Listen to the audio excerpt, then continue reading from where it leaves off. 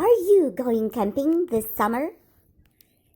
At first, you have to find a convenient place to pitch a tent and make a fire. The best place is by a river. Water is a very important resource when traveling. Fire is important as well. It is sunset. Nature is coming to life as it is getting dark.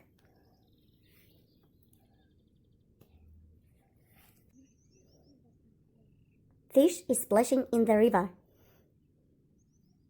Night birds start singing. The moon is appearing in the sky. It is night. The torch is on in the tent. Do you like to go camping? Join us and let's go.